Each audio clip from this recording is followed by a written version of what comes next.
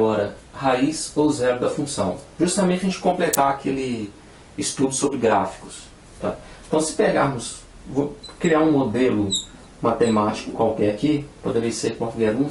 Vou pegar esse aqui, ó, menos 3x mais 6. Menos 3x mais 6. Uma função do primeiro grau, a coeficiente angular, coeficiente linear, que a gente viu, que é 6, e o coeficiente angular, que é menos 3. Então, aqui já muda a posição do gráfico. Então, o gráfico, nesse caso, ele vai ficar nesse sentido. Ó. Ele está passando no 6, que é um valor positivo. Como aqui é negativo, nós já vimos nas outras aulas, ele vai estar nesse sentido. Ó. Mais 6. Se fosse positivo, nesse sentido. Como aqui é negativo, vai estar nesse sentido. Tá? O eixo das ordenadas, eixo das abscissas, e também está passando esse outro ponto aqui. Que esse ponto aqui é o que a gente chama de raiz ou zero da função. Tá? Esse ponto é o que faz jus ao nosso título.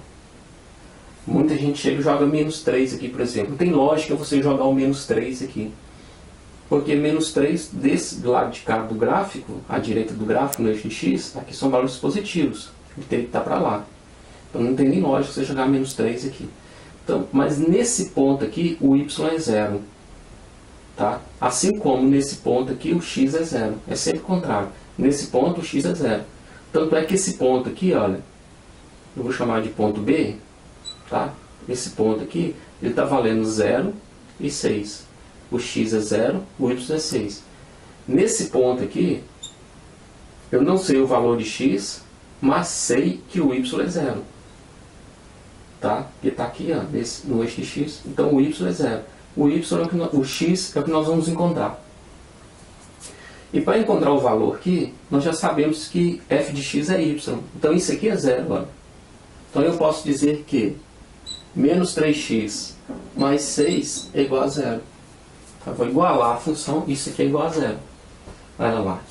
Então fica menos 3x, que é igual a menos 6.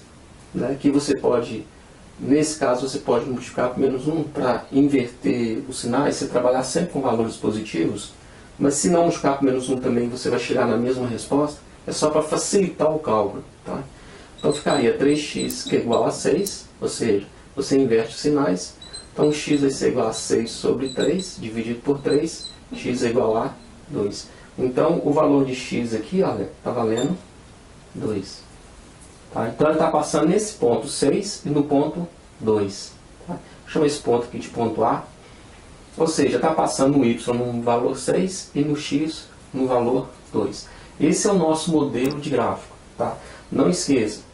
Aqui você sempre tem que igualar a 0 a sua função para você encontrar o valor desse ponto.